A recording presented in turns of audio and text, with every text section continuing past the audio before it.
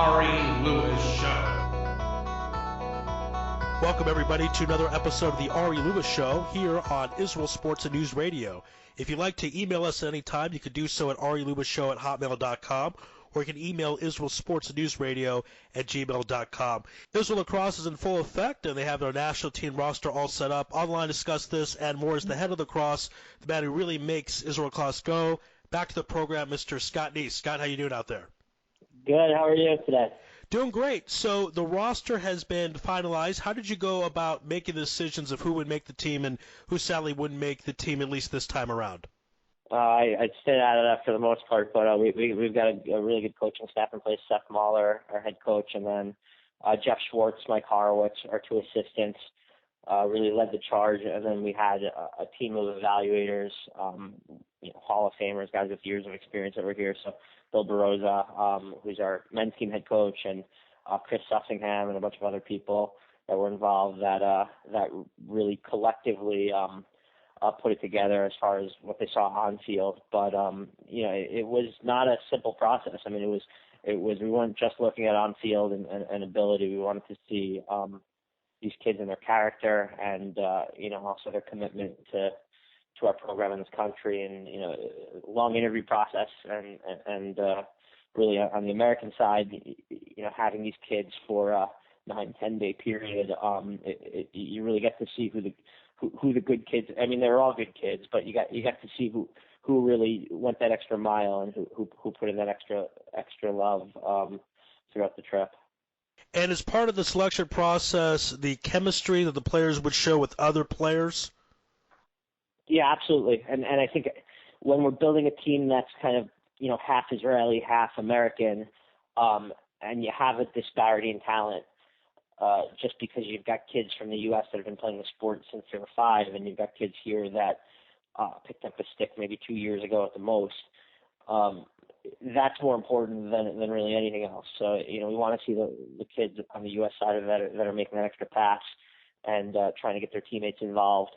And on the Israeli side, you want to see the kids that are adapting the right way to playing at this higher level. So the chemistry is really important. There's a big gap between those two groups, not just with ability, but with culture, with language.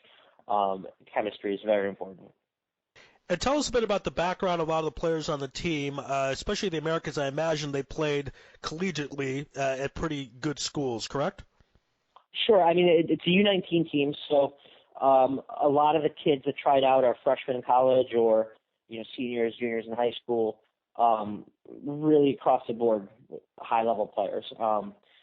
There's a few kids we're very excited about that are playing at the Division I level right now, and there's a kid, Zach Ornstein, for example, a freshman at Albany, who's their starting face-off guy, and he's off to a hot start, and just seeing a lot of action for a freshman Division I player. But really across the board, a high level of play from the U.S. side. Again, this is the Ari Lewis Show on Israel Sports News Radio, speaking to Scott Neiss about the lacrosse national team. Tell us about some of the goals for the team, some tournaments that the team will be competing in. Yeah, absolutely. We're our training is starting immediately. So we have the U.S. side training in an event next month in New York. And they're all meeting there as part of our New York Showcase event. Our men's team is playing, our women's team is playing, and the U19 team specifically, we've got a big game against SUNY Maritime. So playing a college team with mostly older players will be a good test for us. They're a Division III team, so probably on our level where we are right now. And then on the Israeli side, we have monthly sessions that are starting in a couple of weeks. I think our first one is in Netanya, and we'll move that around the country just to to be mixed up where we are with the kids. Some of our kids are in Ashkelon, some of them are in Netanya, some are in Ramla. So we'll rotate around where those camps are, but really just building camaraderie and making sure we have a close-knit group with this core of this team for those monthly camps. And then we'll have a tournament in May over Memorial Day weekend in the U.S. In Philadelphia against a couple of other countries. I think Philippines, Greece, Hungary, Portugal are committed. and that'll be the kind of developmental team playing in that tournament, and then the championship team will play in the World Championship in July in Vancouver, and we're expecting 16 countries to take part. Wow, incredible, amazing stuff. And in the past few years, a lot of these big games that your team's been involved in have been on ESPN, whether television, ESPN3 or ESPN Radio. Do you anticipate similar type of coverage going forward? Yeah, I think so. I'm not sure what the broadcast situation is for Vancouver, but I think in today's day and age, the norm is that everything is live webcast, live streamed. So I think that's one of the really cool parts about when we send teams out and they represent our country. You hear from people, oh, I'm watching live, I'm watching, here at home, I think our whole community gets together often and watches games together. And I'm usually at these tournaments, but I've seen pictures, I've seen videos, and it's just a really enthusiastic attitude. And I think it's warming to the players, the coaches on site to know that they've got a fan support, not just at the games, but people around the world watching and rooting for us.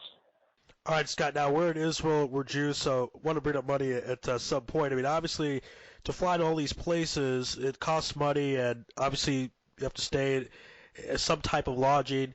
How do you go about doing that? I mean, this is a tremendous expense, and you've got to make that happen, so how do you do that?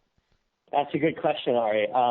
If anyone listening wants to support our cause, check out our website, israellacrosse.com. There's a big donate button on the main menu. We're really privately financed, and it's a lot of hustle, a lot of grassroots fundraising, and we've got an amazing team of people here that are working full time for us and coaching youth lacrosse and really grinding to promote the sport here.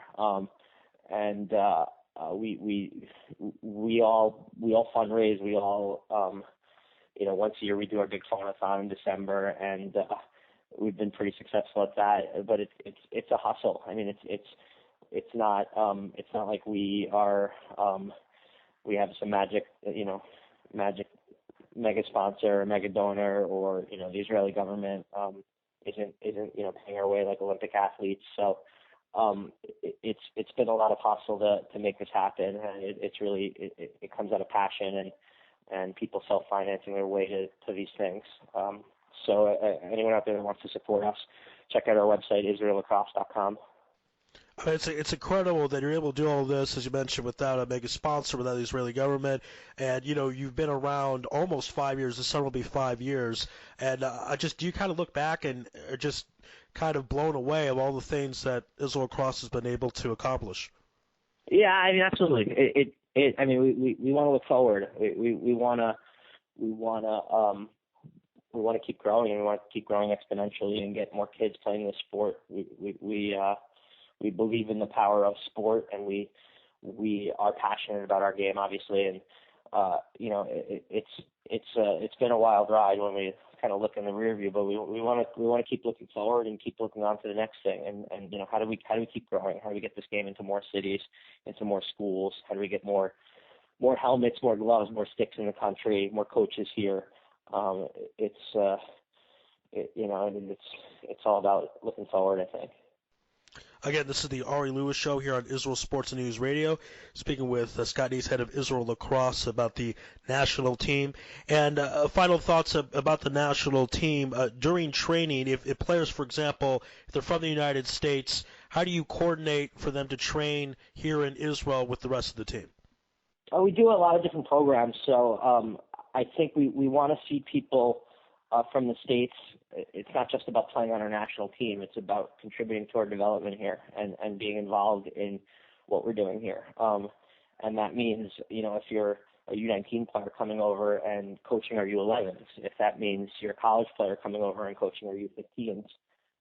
So we run a lot of programs. We run birthright trips where it's like regular birthright, but it's all lacrosse players. And you tour just like a birthright trip, but you go into schools and you introduce the sport in gym classes as a birthright participant, and you play in a couple of games as the birthright all-stars against the Israel national team. That's one of our more successful programs, and totally free, which is awesome for any college lacrosse players out there. We run winter service trips for U19 kids. We have a summer league here, the Israel Premier League, that I'd love to talk about. Where people come and they join a premier team in one of our Israeli communities, and it's just a lot of different programs that we have that we're able to bring people over that are passionate about the game to help spread it. And talk a bit about the Israeli youth, because you have big goals and dreams of bringing lacrosse where the Israeli youth are playing it, that it's not just a transplant sport. It's kind of your goal. You would like to see it be a homegrown sport. Absolutely, and I think it's like any other sport. It's we just had a Facebook post on our Facebook page of these kids playing wall ball with a quote about, to be a master in the sport, be a master in anything, an expert in anything, you got to do 10,000 hours, and that's, I think that resonates with me.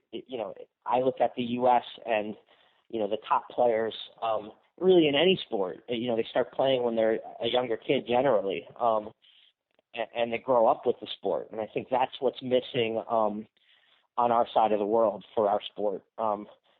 If you go to Europe, if you go to, most countries in Europe, there are men's teams, but there aren't youth teams, and and that's really been our focus. When these kids grow up, they're gonna start men's leagues, and the game will grow with them. But we need to get them playing at a younger age. I think that's the missing formula for our sport in most of the world.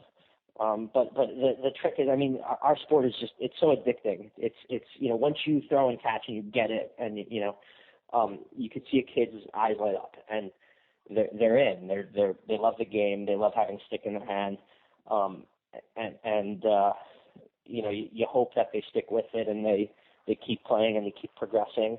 And there's no doubt we've been at this for a few years now. The kid that's been playing for 2 or 3 years compared to the kid that's been playing for 6 months, 8 months, there's no doubt that the kid that's been playing for longer has a stronger stick. They have a better skill set.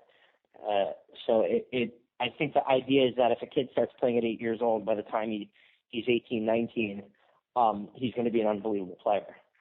And that's really what we're trying to do. We're trying to invest in our future in the sport and set up the next generation to be dominant in it.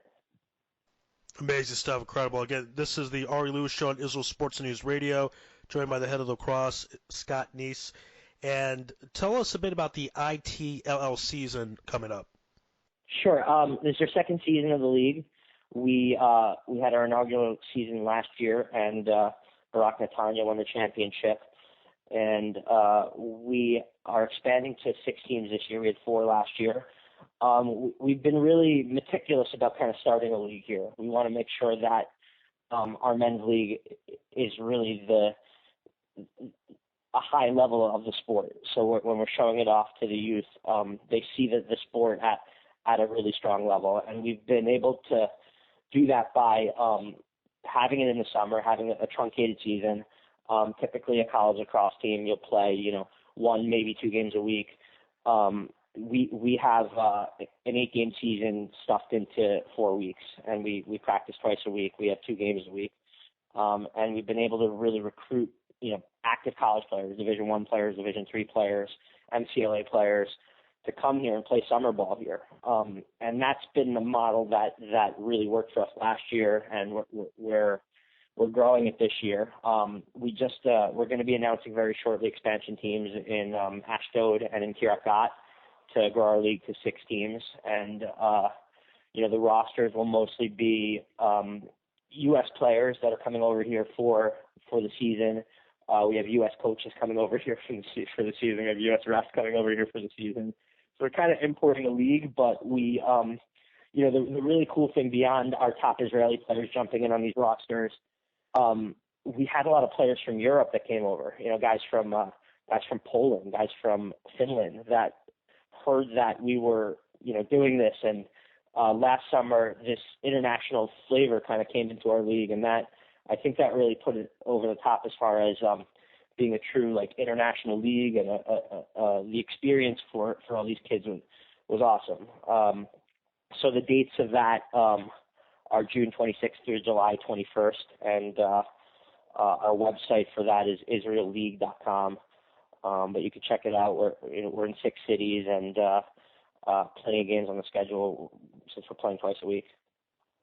Amazing. All this great success, not even 5 years in, and 6 teams already, so truly a great accomplishment. And again, we talked about the national team earlier.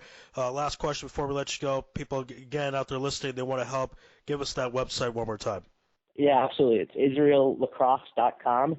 And, I know we've got a lot going on, and it can be dizzying at times.